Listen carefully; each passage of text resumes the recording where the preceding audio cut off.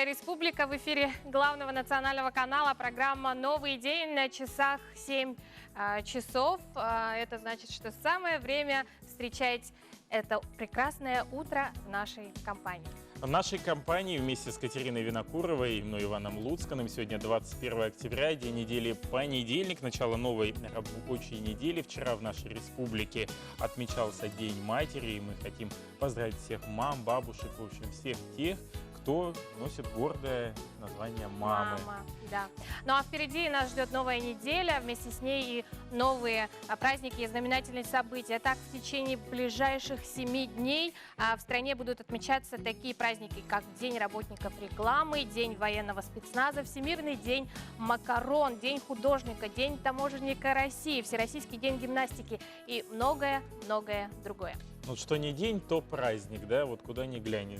И спецназ даже перечислила. Просто есть каждый повод встретиться, пообщаться, ну и посмотреть нашу программу. А вот будет ли благоволить погода отмечания этих праздников? Как думаешь, Кать, будет? Ну, не знаю, вот судя по прогнозам, которые нам обещают в интернете и по телевидению, говорят, что аномально теплым будет ноябрь. Вот, не знаю, очень надеюсь, по крайней мере, октябрь достаточно теплый. Но я слышал, в Якутии он будет аномально теплым всего на 1 градус. А какой будет погода в этот понедельник, узнаем прямо сейчас.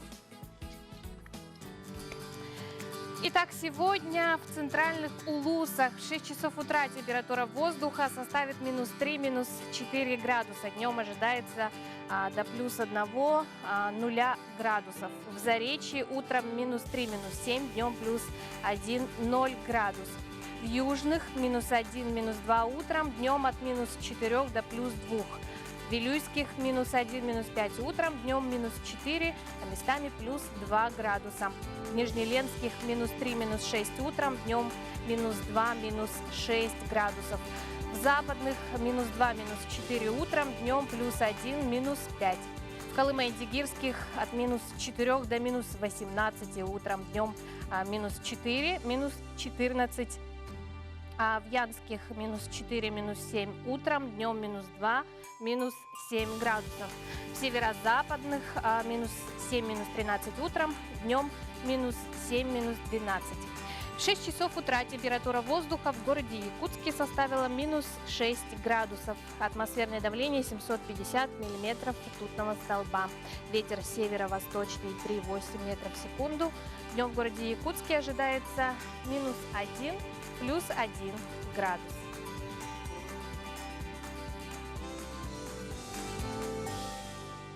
Да, действительно, замечательная погода, наверное, будет радовать нас еще, по крайней мере, эту неделю. А вы можете порадовать нас своими WhatsApp-сообщениями по номеру телефона 8 914 279 22 62. Мало того, что вы нас порадуете, вы еще можете порадовать своих родных, близких, поздравить их с каким-либо праздником, с днем рождения, или поделиться какой-либо интересной новостью. Ну, вдруг какое-то мероприятие классное проходит сегодня в Якутске или где-то в районах, и вы туда хотите пригласить всех своих друзей, близких или просто гостей. Ну а все мы знаем, что в 2020 году будем праздновать 75-ю годовщину со дня Великой Победы над фашистской Германией. В связи с этим наша утренняя программа объявляет акцию «Письма с фронта». Если у вас сохранились письма ваших бабушек, дедушек, прадедушек, то вы можете поделиться ими с нами. Мы ждем вас по адресу Орджоникидзе, 48, 2 этаж, 201 кабинет. Ну а далее слово нашим коллегам из информационной службы. Оставайтесь с нами, не переключайтесь.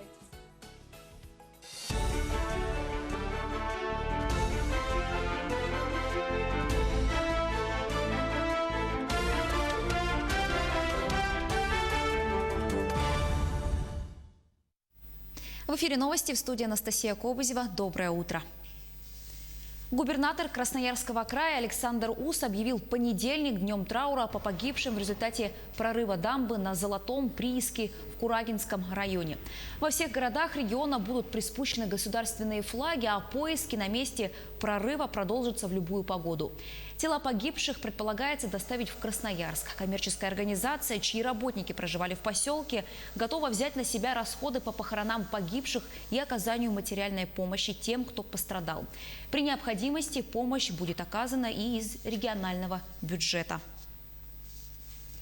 Нарушения природоохранного законодательства, выявленные в работе магаданской компании «Нера», добывающей золото на территории республики. Проверка показала, что компания не подготовила и не утвердила проектную документацию на проведение поисковых работ на ручье Арга-Юрях в Момском районе.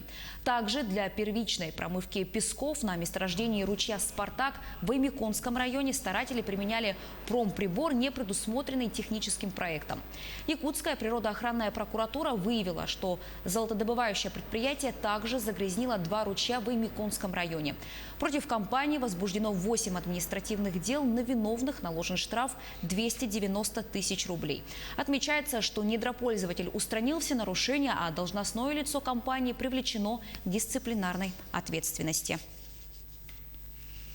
К другим темам. Главному вузу республики исполнилось 10 лет. 17 ноября 2009 года ученый совет ЕГУ принял постановление о создании федерального образовательного учреждения высшего профессионального образования «Северо-Восточный федеральный университет». Сегодня СВФУ – это многоотраслевой федеральный вуз, располагающий широкими возможностями для проведения учебной, воспитательной и научно-исследовательской работы. В состав университета входят 13 институтов, 5 факультетов и 3 филиала в Нерюнгри, Мирном и Анадыре.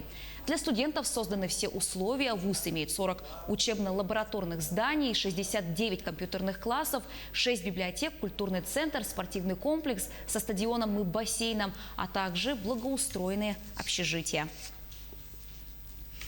Лучшим косторезом России стал представитель Бурятии Банто Мунко Чимитов. Мастер приехал на фестиваль в Якутск с 6 лучшими работами из мамонтовой кости. Он получил главный приз – сертификат на 100 тысяч рублей. 7-й фестиваль косторезного искусства народов России завершился накануне. Более 100 мастеров из 13 регионов представили свои уникальные работы из рога оленя, лося, бивня мамонта и других материалов. Как отмечают организаторы, площадка фестиваля стала местом для обмена опытом мастеров из других регионов России. Каждый участник привез с собой несколько работ, которые были представлены на суд жюри, а также для гостей мероприятия. Это не только миниатюрные работы, но и целые экспозиции. Выставка, конечно, очень большая, глаза разбегаются, не знаешь, что смотреть, не знаешь, как оценивать. Разнообразные формы, разнообразная философия, пластика разнообразная, материалы, все трудно, с первого раза все трудно подается, как бы, как сказать, трудно подается не осмышлению, а, как сказать, оценке, потому что порой не знаешь, дорого это или недорого, материалы разные. А так интересно, конечно. И к новостям спорта. Сразу 2 рекорда по прыжкам через нарту установили на турнире Виктора Ефимова в Якутске. Первый у Алексея Сазонова из Среднеколымского улуса. Он прыгнул через 860 нарт. Это лучший показатель среди мужчин. Второй рекорд среди юношей установил Георгий Сафронов из Эмиконского улуса. Он прыгнул ровно 900 раз. Это высочайший показатель. Турнир по северному многоборью завершился накануне. Он собрал более 80 спортсменов из 15 районов республики. Ну, сегодня я заняла 1-е место по прыжкам через нарты. Вообще на этом турнире у меня 3 первых места по тройному национальному прыжку, по метанию топора на дальность и вот по прыжкам через нарты. В абсолютке я сегодня, к сожалению, стала 2-й, так как пока нахожусь не в форме, скажем так. К этой минуте у меня пока вся информация. Не переключайтесь.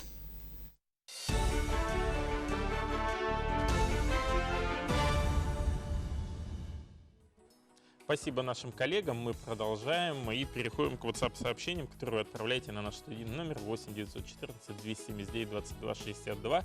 Хочу напомнить, дорогих и любимых наших мам и бабушек, поздравляем с Днем Матери, желаем вам всего самого наилучшего, удачи во всех начинаниях, крепкого здоровья, семейного благополучия. Мы вас очень сильно любим, живите долго и счастливо. Ваши сыновья, гимназисты 9 класса Мирунской юношеской гимназии села Барагонцы Усть-Алданского улуса. И вот еще одно есть поздравление. Сердечно поздравляем нашу любимую маму, сестру, тетю Назарку Лидию Петровну, 60-летием. Желаю всего крепкого здоровья, благополучия. Она живет в Максоголохе, так что Максоголоху отдельный привет. Родные Ефимовы из Покровска, Титовы Тенгулю и сыновья Лидии Петровны, Вася, Григорьева семья. Поздравляет Лидию Петровну с праздником. Мы присоединяемся ко всем поздравлениям и продолжаем. Все мы знаем поговорку «собака – друг человека». Это действительно так. А за тысячелетия своего существования на Земле человек приручил и одомашнил немало диких животных, извлекая при этом себе немалую выгоду. Но только одной собаке он отвел особое место среди четвероногих животных, сделав из дикого хищного зверя надежного и преданного друга, готового положить жизнь за своего хозяина. Пожалуй, человек и собака – пример самой бескорыстной дружбы. В этом мы убедились лично. Подробнее в следующем материале. Днем 6 октября Лилиана Николаева вместе с дочерью и сыном возвращались с киносеанса. Проходя привычный маршрут по тропинке вдоль озера, они вдруг услышали странные звуки. Обернувшись в сторону озера, Лилиана с детьми увидели, как по тонкому льду щенок, играя с камнем, все больше отдаляется от берега. Иди сюда. Потом мы уже, получается, увидели, собака у нас провалилась под лед. И мы пытались как-то сами собаку спасти. Кидали камни, тут находили камни возле дороги. Ну, лед был, то есть плотный достаточно, поэтому, в принципе, как бы лед не ломался. И мы потом начали искать доски, вот где доски лежат. Мы тоже доски кидали, но тоже тщетно все это было у нас. Мы уже потом позвонили в службу спасения 911.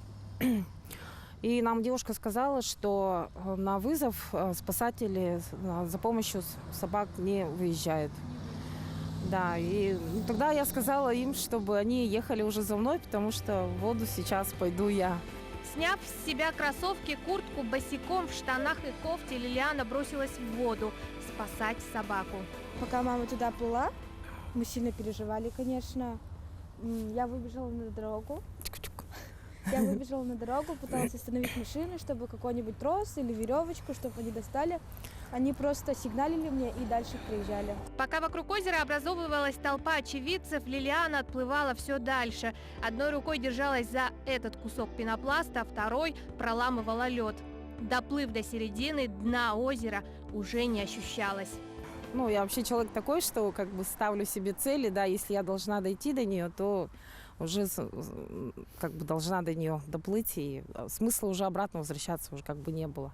Собаку, я ее потянула, указала, где там берег, и она уже сама поплыла, да, вышла. Здесь она еще лежала не могла, и молодые люди уже ее вытащили из воды, и потом меня вытащили. Потом, когда мама уже с воды вышла, она не была расстроена. Выходит с воды, я спасла. В общей сложности Лилиана находилась в холодной воде около 20 минут. К сожалению, не дождавшись ни МЧС, ни полиции, ни скорой. Откликнувшиеся на помощь посадили ее в машину и отвезли в ожоговый центр. Благо, обошлось без тяжелых осложнений. Сама молодая женщина отшучивается. Отделалась герпесом. А я в то время вообще ничего не думала. То есть бросилась в воду и все, и поплыла. Но я хотела бы сказать, конечно, чтобы люди были более добрее, относились к животным, к братьям, к нашим меньшим с уважением все-таки. Они, это животные беззащитные, потому что собаки, они как-то более человечнее и преданнее, чем некоторые даже люди. Если человек способен спасти четвероногого от беды, то по всей вероятности сможет совершить подвиг и в отношении человека. И эти герои среди нас. Они ходят по улицам города, работают, болеют и радуются тому, на что могут повлиять. Они так же, как и все, со своими минусами и плюсами, но главное, имеющие большое доброе сердце. Справедливые, милосердные и смелые. Побуду сегодня ответственным за WhatsApp. Поздравляем нашего коллегу Диму Сафронова с наступающими отпусками. Желаем отдохнуть на все 100%, с пожеланиями твоя смена, но, видимо, смена будет ждать возвращения Димы, чтобы самим отдохнуть. Танец – это один из самых чувственных видов искусства. Люди начали танцевать еще на заре своего существования, и даже в самые сложные исторические времена не прекращали делать этого. Герои нашего следующего сюжета познакомились как раз возле хореографического станка, как это было в сюжете Марии Павловой. Репетиции, тренировки каждый день. Танец – это не хобби, не работа, это уже стиль их жизни. Екатерина и Евгений познакомились в городе на Неве еще в университете. Но веселые студенческие дни пролетели и... Разъехались, много лет не виделись. А потом 4 года назад, видите, совсем недавно, да? Ну, мы как-то резко поняли, что, видимо, не зря мы познакомились и стояли у станка. Пришел момент. Да, пришел такой резкий момент, и мы вот даже не встречались, мы просто вот прямо сегодня и сейчас начали вместе жить. На работе, что дома, всегда все рядом, поэтому не переживай ничего по этому поводу вообще никаких нет. Сегодня норильский парень Евгений и якутянка Екатерина – одна из самых ярких пар танцевального мира Якутии. Они учат магии терпсихоры от мала до велика и воспитывают маленького сына Роберта. Мы сейчас 2 и 2. Да. Совсем маленькие еще. 2 и 2. Ну, с 3 лет ритмика как минимум 100%. Вот, потихоньку его втягивать вот в это, чтобы, во-первых, надо еще узнать слух, ритм, там чувствовать, не чувствовать, все это, пока тело еще способно, да, там запоминать какие-то формы, надо вот именно с малого возраста начинать лепить именно то, что, да, чтобы впоследствии из этого вылилось уже что-то достойное. Что-то достойное, грамотное. Может, он, конечно, будет математиком, но нам бы хотелось, чтобы он все-таки танцевал, потому что у нас, видите, папа такой танцующий народник.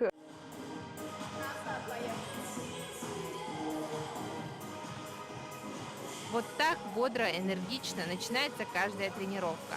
Самое главное – хорошенько разогреть все мышцы. В танец вовлекается все тело, все его клеточки. Танец – это радость тела. Вы слышите только музыку. Попробуйте. Хорошего вам танцевального дня! Замечательный сюжет. У нас на очереди наша постоянная рубрика «Вакансии». Хочу напомнить, что подробнее о всех вакансиях, которые вы видите на своих экранах, вы можете ознакомиться в Центре занятости населения и выйти на них по телефону. Итак, требуется юрист, опыт работы не менее 2 лет, прием на работу по результатам собеседования, образование, высшая заработная плата 40 000 рублей.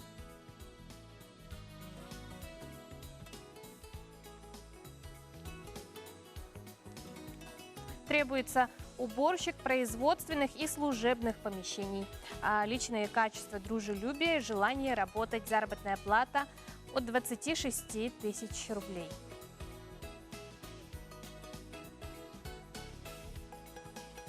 Требуется кассир, кассир-операционист, образование от среднего и выше, опыт работы в продажах от года, опыт работы на контрольно-кассовом аппарате, личные качества, дружелюбие, желание работать, заработная плата от 26 000 рублей.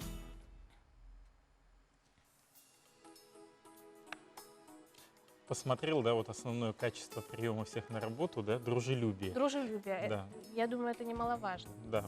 Можно там убрать ноги, да, я помою, там, или у вас есть там карточка для оплаты. Вот, кстати, все многие ждали, кто любит там засаливать и так далее, 14 октября, потому что после покрова дня считается, что самое то – это готовить разные соленья, особенно связанные все, что с капустой.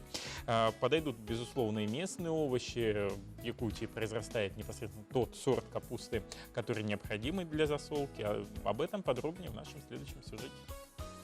Многих хозяек интересует, как правильно выбрать капусту. На вкус засоленной и квашеной капусты влияет не только рецепт, но и сорт, качество и даже время, когда она была срезана. Подходят поздние и среднепоздние сорта.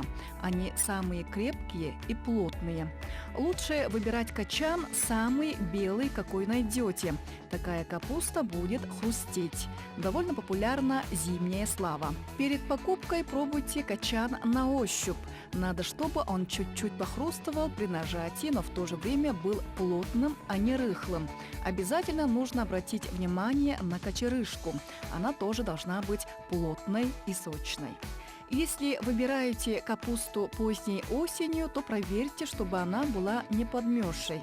Показателем служат зеленые листья на качане.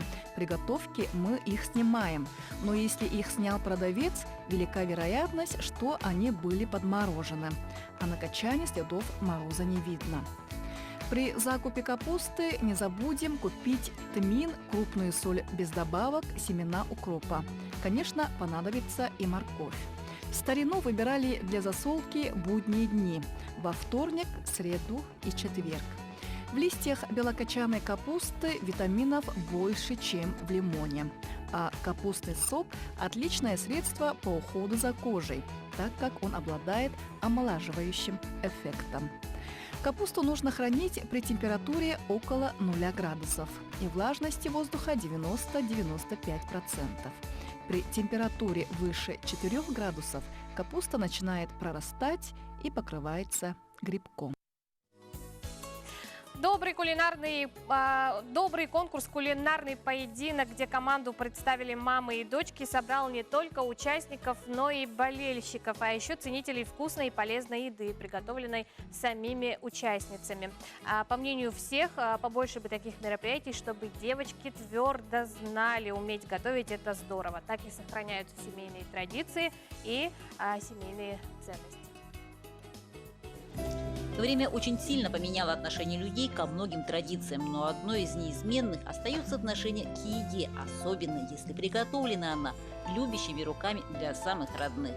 Кулинарный поединок дочки-матери позволил узнать секреты нескольких домашних кухонь и еще раз доказал – приготовление пищи до сих пор в почете. В семье Риты Имаевой традиции сохранились до сих пор в арсенале секреты мамы и бабушки. Самой Риты теперь она передает их с любовью внучке. Мы не покупаем полуфабрикаты, мы только все свое, у нас домашнее хозяйство, поэтому у нас мясо есть свое, и курей мы держим, сейчас вот также вот и яйца у нас все свое, картошку садим, и огород у нас все свое. У Николаевых свои рецепты. Судя по сервировке, в семье очень ценят уют и красоту, не забывая о вкусах каждого. Я решила поучаствовать и предложила своей дочери. И она, конечно, не отказалась тоже. И чтобы были воспоминания у ребенка, что участвовала где-то, вот решили поучаствовать сегодня мы. Национальная кухня, ее рецепты всегда в обиходе дома Любови Макаровой. Натуральные продукты и то, что готовили предки, и сегодня более чем актуально. У меня мама русская, папа якут, я по отцу пошла. А как видите, уже она по мне пошла. У нас тоже, как бы муж тоже якут, и она тоже идет по-якутски. Мы больше чтим, да, якутские традиции и пытаемся детям тоже это все передать. А дочка как давно начала готовить? Вообще она уже умеет приготовить национально? Ну, есть, конечно, да, но большинство помогает она. Дочка Алгыстана тоже с удовольствием готовит. Мне момент нравится, когда я сама готовлю, без помощи мамы. Я так себя считаю взрослой. Да? А вот когда ты приготовила самое первое блюдо и вот всем понравилось дома? Ну, я точно не помню, но это было точно жаркое. На столе у Абдрахимовой Ольги и Карины расцвел прекрасный букет. Вкусная, сытная и полноценная еда будет еще лучше, если приправить ее любовью. Каждый праздник у нас традиции, мы готовим всегда такие блюда, которые не каждый приготовит. А какие блюда? Не знаю, вот мясо даже по-татарски, его не каждый сможет сделать. Надо уметь его приготовить. Еда, фастфуд, кафе, рестораны, полуфабрикаты довольно прочно заняли свое место в нашем мире. Но искусство готовить, любовь, которую вкладывают руки в процессе, ничем не заменить. Чем чаще семья соберется за таким вкусным и красивым столом, тем красивее будут отношения, тем больше девочка принесет в свою будущую жизнь доброго и хорошего. Елена Фаст, Максим Копылов, Алекминск.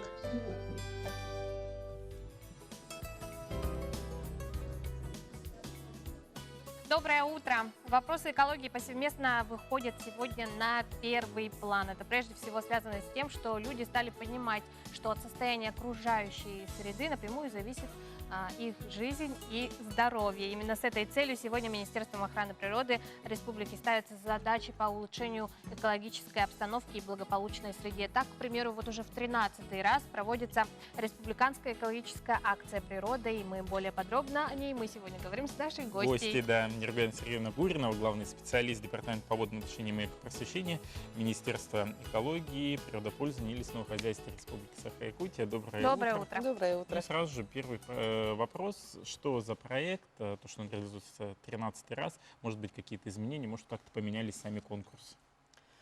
Ну, проект у нас с 2007 года проводится, как уже отметили, 13-й год уже. Это проект комплексный, республиканский проект. В нем входит очень много эколого-просветительских мероприятий, природоохранных практических.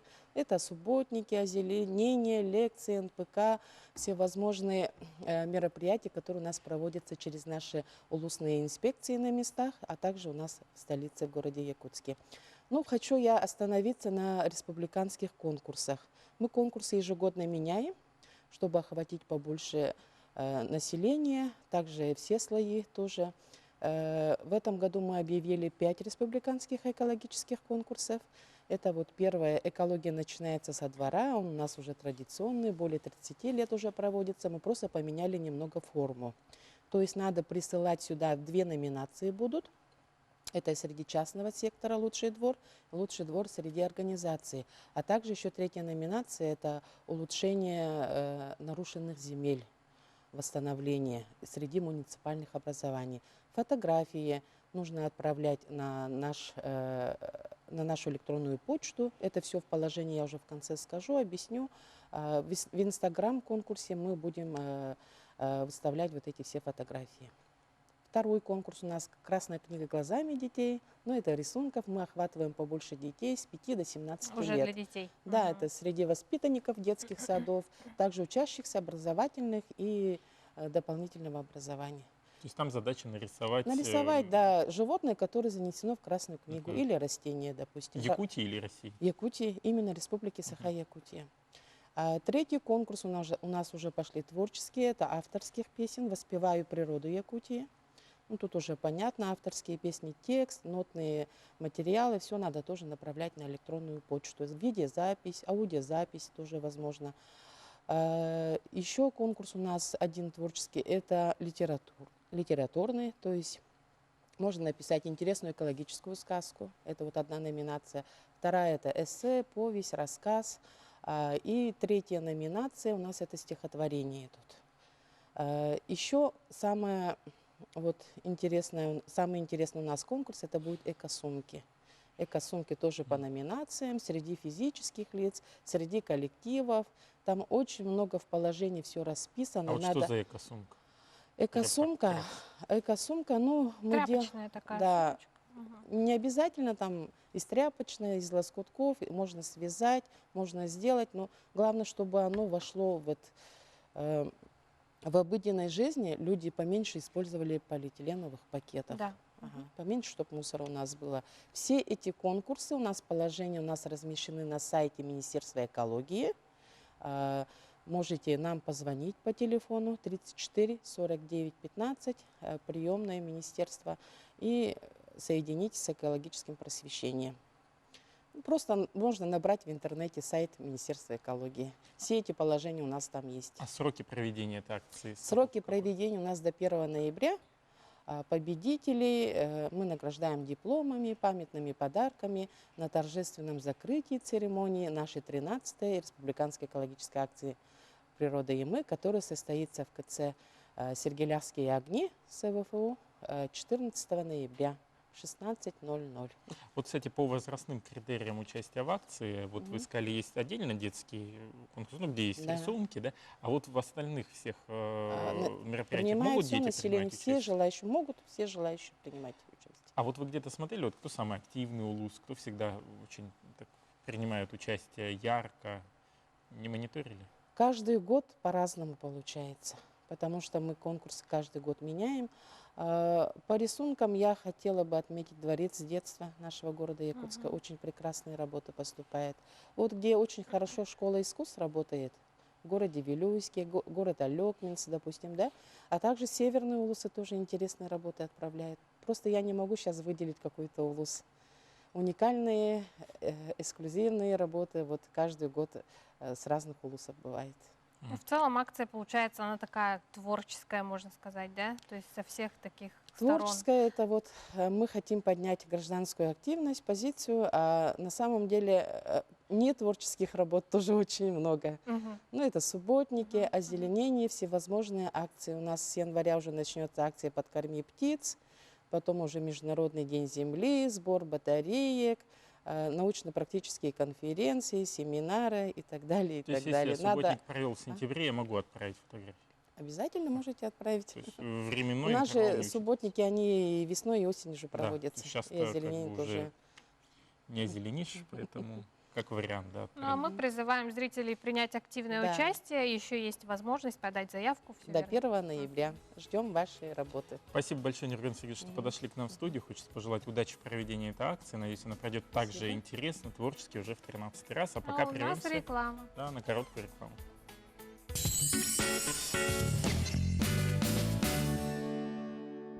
Қаллан тымниян кыгыммыт чугахан истаған айы жеті ота хуа қоскул тәскіл хыджар жону кеha ахына көрір. Бұ жон қанна қонон туға хан сиен ұхын кыгыны туруқтарай. Тебе барта бәбі жонлар бұд, бәбі таймақтар бұд, бәбі однополчанистар бұд, бірге өреметтер бет мұңнан айдыл. Бұрдық мен көңіл хыджа мәхи тоғым яура хоғыту дебеттерді қолыбыра.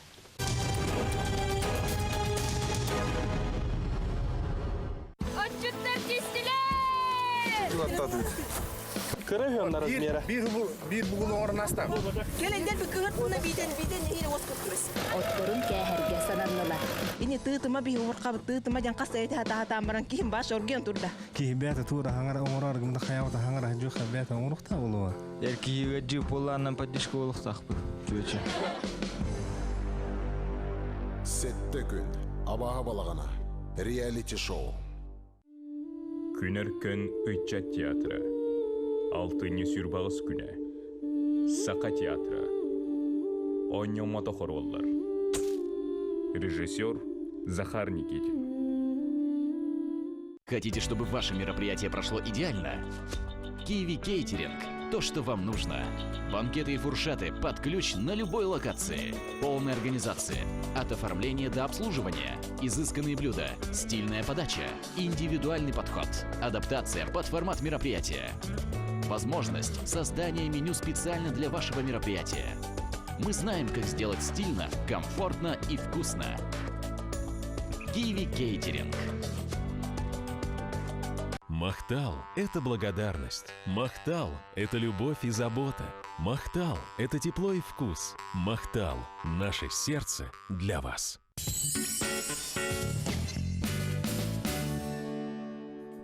Доброе утро, мы продолжаем наш эфир и продолжаем зачитывать ваши WhatsApp-сообщения с нашего студийного номера 8 914 279 22 62. Доброе утро, у нашей однокурсницы МФ-79 ЕГУ Парфеновой Татьяны вчера совпали день рождения и день матери. Она у нас и очень талантливый человек, автоледи, прекрасная жена, мама, бабушка. Желаем ей и ей семье большого счастья, любви, крепкого здоровья, исполнения всех желаний и всех ее начинаний. Опять Сафронова Диму поздравляют уже с рождением сына. Крепкого здоровья. Тут человек в отпуск ушел. Сафронов Дима, прямо звезда нашего сегодняшнего утра. Ах, боже мой, что станет говорить княгиня Мария Алексеевна. Такой фразой заканчивается комедия Грибоедова «Горе от ума». А насколько вы хорошо помните школьную программу? Сейчас наша постоянная рубрика, школьная рубрика.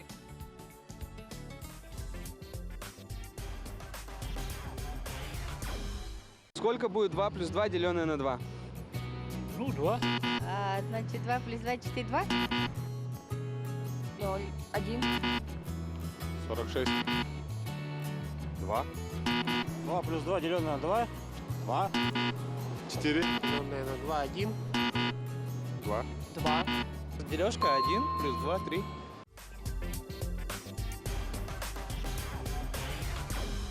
Кто основал наш город Якутск? Ой, я даже не знаю. Казаки. Подружка говорит Бекетов. Бекетов. Ой, Бекетов, наверное. Бекетов? Бекетов. Бекетов, полагаю. Не знаю. Бекетов. Бекетов, да?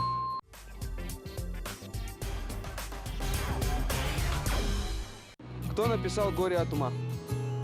Не знаю. Горький. Достоевский же вроде. Тургенев. Достоевский, наверное. Грибоедов. Грибоедов.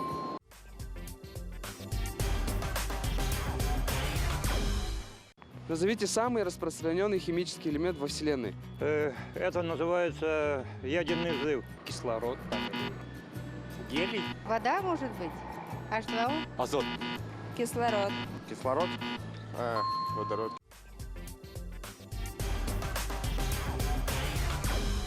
Назовите самое быстрое наземное животное. Леопард. Косуля. Ястреб может.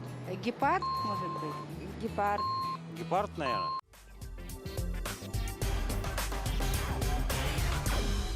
На какие вопросы отвечает родительный падеж? Что делать, что сделать? Для того, чтобы не лгать, не воровать. Кем, чем? Вроде. Кому, чему, наверное. Кто виноват, наверное? Я не помню. Кого, чего? Кого, чего?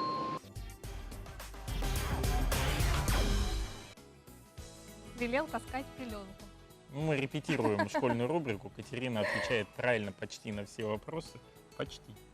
Почти. Налоговые органы напоминают, что крайний срок уплаты имущественных налогов в России – это 1 декабря. Граждане должны заплатить налог на имущество, налог на землю и транспортный налог. Сегодня в нашей студии начальник межрайонной налоговой службы России номер 8 по республике Саха-Якутия Сарглана Ябловская. Сарглана Николаевна, доброе утро. Доброе утро. Доброе утро. Нам первый вопрос будет связан с тем, что обычно у нас граждане знают все свои права в области налогов, знают, какие есть льготы. Вот можно поподробнее о том, что у нас в арктической зоне происходит, которую вы курируете? Да, межрайонная инспекция номер 8 курирует арктические районы. Она вообще курирует 14 районов, но в том числе арктическую зону.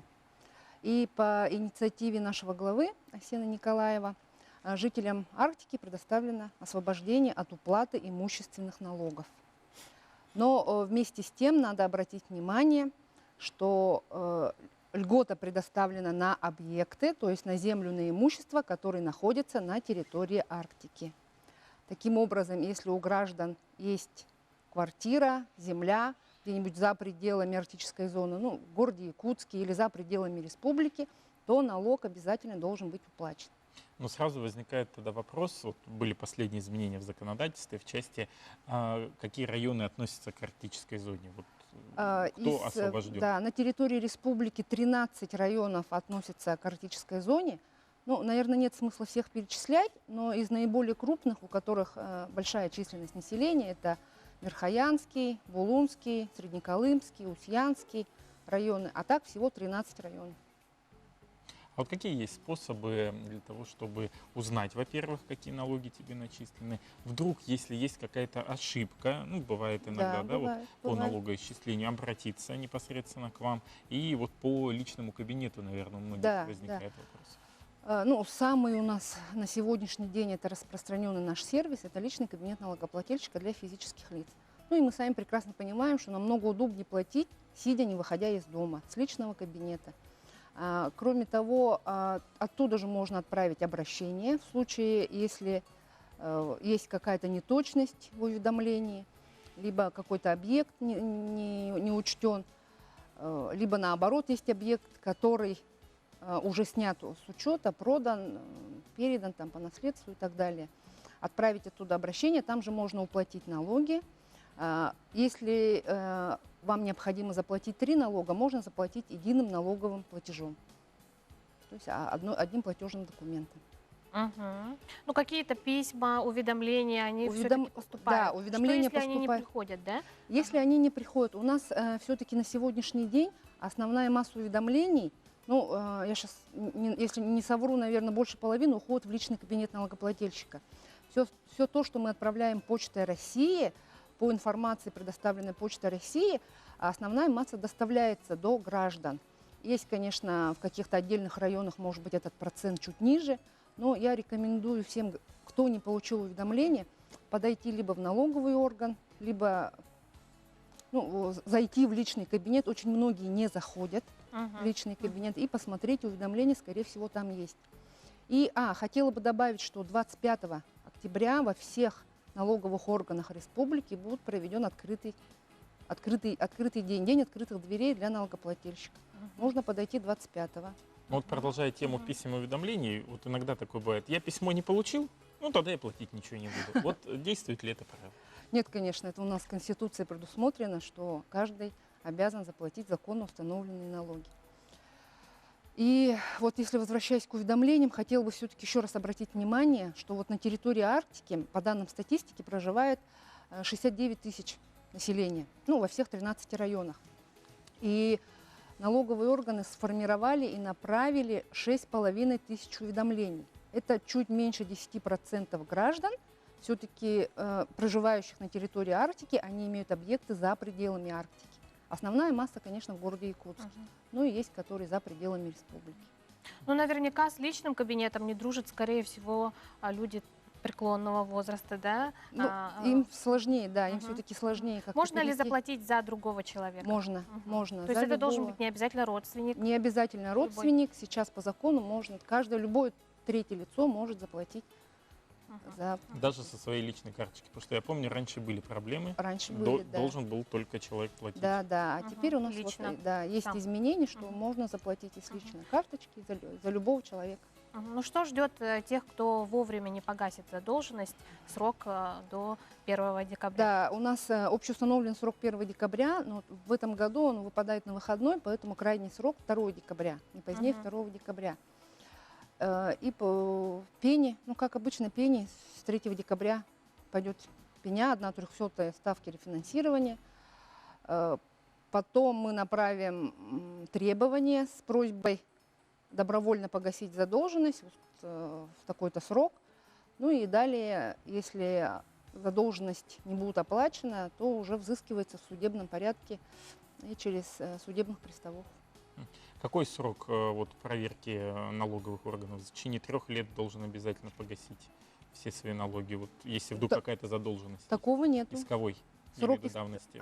Срок исковой давности, он 3 года, но тем не менее, если все сроки, все меры, как называем, меры принудительного взыскания у нас были проведены в срок, то, соответственно, вот эта задолженность, она уже никак. Она будет, ее надо будет все равно заплатить, до периода, если... Светлана Николаевна, давайте еще раз быстренько напомним, когда состоится День открытых дверей, чтобы подойти со всеми... День открытых дверей 25 октября в эту будущую пятницу во всех налоговых органах. Можно подойти в любую налоговую инспекцию, независимо от вашей места регистрации. Да, и завершая беседу с Сергеем Николаевной, вспоминается реклама, которая была долгое время: заплати налоги и спи спокойно. Да, вот мы спим спокойно, нам хорошо, а пока реклама на нашем канале.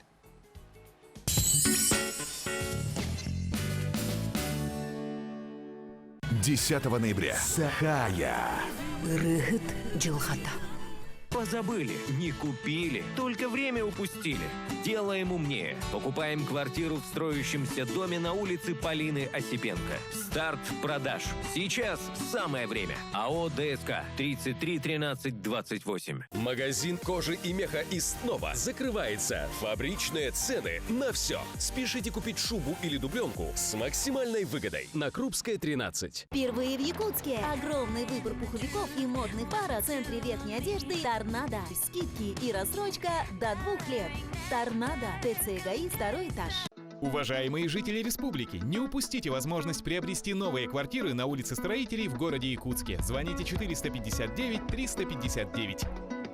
СКА Мебель осенний ценопад до 40%. Кухни, диваны, мебель для офиса, детских садов и школ можно оформить в рассрочку или кредит. Ждем вас по адресу 50 лет Советской Армии 30. Телефон 700 590. Будь собой, будь популярной, ярко, стильно и не как у всех. Более 1000 моделей по нереально низким ценам. Торговый дом СРБК.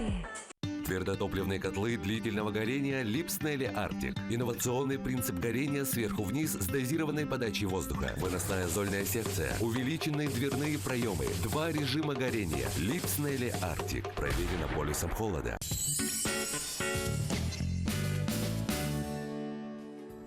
Добро пожаловать в новый день, 21 октября на календаре. Пользуясь своим служебным положением, впрочем, как и обычно, хочу поздравить с днем рождения свою любимую, дорогую сестру Шадрину Евгению. Я желаю тебе всего самого прекрасного. Будь счастлива, здорова, прекрасная сестра. Также поздравляю тебя с прошедшим Днем Матери. Ты замечательная мама. Будь счастлива еще раз. Ну а накануне праздника Дня матери как раз Катерина встретилась с воспитанниками детского сада номер 105 «Умка», которые поделились с ней своими рассказами о маме. Ну вот я знаю, что Катя, когда их слушала, она улыбалась и тем самым захотела поделиться этим хорошим настроением с вами. Мою маму зовут мама Таня. Она любит уезжать на пляж, гулять, есть, а мне кофе пить. Моя мама работает на Семенова Данилова 7-3. Она бегает слишком быстро. Моя мама работает стоматологом. Она лечит зубы. Мою маму зовут мама Настя. Она работает в банке. Ее зовут Надя. Она меня очень любит. И еще мы все играем в игры и рисуем. Играем и рисуем. Мама музыку включает. И мы играем с мамой. Моя мама любит играть со мной и готовит. И самое полезное мясо с овощами, и с котлетой, и макароны с котлетой. Она кушает макароны, ест. Она еще шьет футболки, и штаны, и брюки. Мы с ней любим кушать мороженое и еще любим с ней вместе учить алфавит. А мама тебе шьет или? Угу. Что она шила? Футболку, и еще брюки и трусы. Она худая, красивая, и она очень любит еще спать. Красивая очень. Моя мама такая красивая, такая красивая и нежная. И любимая моя, милая. Если мама заболеет, мы будем ее лечить. Она очень сильно меня любит и заботится о мне. Хочу маме пожелать, у нее хорошее здоровье было, и она хорошо делала дома, как я, из конструктора. Я хотела ей пожелать, чтобы она всегда была добрая, всегда была умная, всегда работала и всегда не сбывая себе мечты. Дорогая мама, я желаю тебе всего хорошего. И я тебя поздравляю с Днем Матери. Мама, я тебя очень люблю. Желаю тебе счастья, здоровья. Мама, я тебя очень люблю. Я тебя поздравляю с праздником. Если мама далеко, детям очень нелегко. Я скажу вам прямо, берегите маму. А сегодня в рубрике «Муза и музей» мы познакомимся с работой пейзажиста Владимира Николаевича Гаврилова, утверждавшего школу реализма в искусстве и который был ее ярким приверженцем. Более подробно нам расскажет Ольга Фролова. Картина «Пришла осень» художника, живописца Гаврилова Владимира Николаевича так тонко убеждает нас в этом своим состоянием этого серого дня, опадающими листьями, что ее можно сравнивать как эквивалент к пушкинским строкам. Октябрь наступил, уж осень отряхает последние листы с ногих своих ветвей. И колорит картины, одинокая женщина, стоящая на террасе, читающая, наверное, стихи, задает такое ощущение какой-то щемящей грусти. И думается, что каждый человек, пришедший в музей и созерцающий эту картину, найдет для себя какой-то отклик и привнесет свой жизненный опыт, свои какие-то раздумья. Ведь каждая картина и вообще изобразительное искусство, оно не только наслаждает, оно утешает, оно образовывает, оно вдохновляет. Посмотрев картину, можно углубиться в себя, подумать о своей жизни, может быть, вдохновиться на прочтение книг, написать музыку, стихи. И Петр Ильич Чайковский говорил, мне нравится это выражение, что вдохновение вообще ко всему, оно не приходит к ленивым. Поэтому очень хочется, чтобы приходили люди, смотрели. И это такая точка развития каждого человека, пришедшего и в музей, и смотрящего картину. И без этой основы, вот, ощущения, да, не будет развития человека. Художник яркой творческой мысли. Он писал произведения о своем времени и очень ярко утверждал идеалы русского искусства. Его лучшие полотна вошли в собрание многих музеев страны. Доброе утро, мы продолжаем. Всероссийский конкурс молодежи, образовательных и научных организаций на лучшую работу «Моя законотворческая инициатива». Это мероприятие для активных граждан в возрасте от 14 лет, которые стремятся к законотворческой деятельности. Ее участники создают различные проекты со своими инициативами и представляют их для оценки перед экспертами в жюри. И у нас как раз в студии ребята, которые уже представили свои проекты по законотворческой инициативе и приехали с определенными результатами. Это Антон Алексеев, воспитанник кружка «Я и право» Республиканского ресурсного центра «Юные якутяне». Он учащийся 11 класса 17 школы. Доброе утро. И Кирилл Горохов, воспитанник кружка «Я и право» Республиканского ресурсного центра «Юные якутяне». Он учащийся 9 класса городской классической гимназии. Доброе утро. Доброе утро. Конкурс всероссийский, да? А расскажите, как туда попали, каким образом? Второй год подряд. Первый раз участвовал в прошлом году в осенней сессии. И я там занял 3-е место, дипломант 30 стал. А вот в этом году стал вторым дипломантом степени. Конкурс состоит из 2 туров. Это первый тур заочный. Она проходит экспертную комиссию. Если вашу работу одобряют комиссия, то вы приходите в заочный тур. В очном туре в этом году было 159 участников из разных субъектов Российской Федерации. И в моей секции было 27 участников, а секция моя была региональное законодательство. Региональное законодательство. И в этом году ты, Антон, какой представил проект? Мой проект был обеспечением, в прошлом году пенсионное обеспечение жителей Арктики, а в этом году у меня студотряда, именно внесение их обучения дополнительного. А что именно там, какая была конкретика? Сколько было именно предложений? Содействие обучению молодых граждан, несовершеннолетних, изъявивших свое желание участвовать в деятельности трудовых отрядов. То есть те, кто идет в студотряд, те, Да. допустим, еще Обучаются дополнительно. параллельно обучаются. Вот, допустим, юрист в летнее время захотел стать вожатым. Ему надо будет пройти необходимо 72 часа аудиторной подготовки и 72 часа практики. Ага. И как есть шансы это стать законом или где-то, чтобы внесли это предложение? Ну, данный что законопроект еще в разработке, и я хочу внести именно изменения в статью, дополнительную статью внести. Ага, вот. Кирилл, а у тебя что было? Ты тоже второй раз принимаешь Да, участие? что касается меня, я участвую также во второй раз, но мой первый раз это был только заочный этап. В этом году я решил испытать свои силы и поехать на очный этап.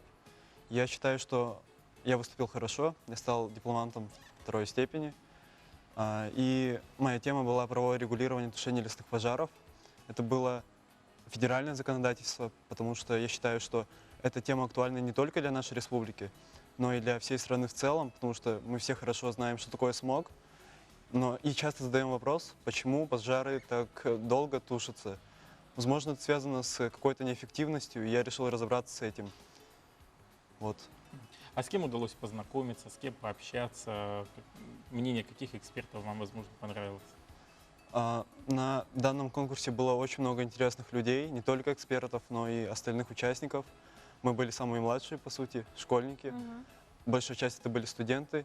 Из экспертов хотелось бы выделить генералов, юстиции и авиации. Это очень интересные люди, очень душевные, с которыми можно поговорить на разные темы. Как вы хотите, с чем связать в последующем свою жизнь? С юриспруденцией? Да, с юристом самим. Я также хочу стать юристом-международником. Ну, хочется пожелать ребятам в этом плане удачи, да, чтобы у вас все получилось, хоть чтобы вы не останавливались на достигнутом, чтобы какие-то новые проекты, инициативы вносили, и чтобы вот этот конкурс законодательной инициативы стал действительно по правам тем конкурсом, который продвигает региональные инициативы на федеральный уровень. Ну а пока мы с Катериной поговорим об интересной теме, это погода. Антон, Кирилл, спасибо, удачи. Прогноз погоды. Итак, сегодня в центральных улусах днем температура воздуха составит плюс 1-0 градусов. В заречных плюс 1-0 градусов. В южных ожидается от минус 4 до плюс 2 градусов. В Вилюйских от минус 4 до плюс 2 градусов. В Нижнеленских минус 2, минус 6. В западных плюс 1, минус 5 градусов. В Колымо-Индигирских минус 4, местами минус 14 градусов. В Янских минус 2, минус 7. На северо-западе минус 7, минус 12 градусов. В 6 часов утра температура воздуха в городе Якутске составила минус 6 градусов. Атмосферное давление 750 миллиметров ртутного столба. Ветер северо-восточный 3,8 метров в секунду. А днем в городе Якутске ожидается минус 1, плюс 1 градус. В общем, оттепель продолжается, хорошее настроение вместе с оттепелью в Якутске тоже присутствует. Вот мне довелось вчера как раз ездить на природу, насладиться всеми красотами водопада Курулюр. Получается так, что я был там самый первый и проехал вот по этому снегу. Ну, впечатление, конечно, незабываемое. Ну а мы хотим вам напомнить, что если вы пропустили интересные беседы с нашими гостями, то вы всегда можете посмотреть повторы на нашем YouTube-канале «Утро НВК». Поэтому следите и также за нашим инстаграмом «Утро НВК Саха». Ну а далее встречайте наших коллег, это Петр Кулаковский, вместе с Айталиной. Да, хорошего всем дня. И если что, вы можете отправлять им свои WhatsApp-сообщения 8 914 279 22 62. Пока-пока. До завтра.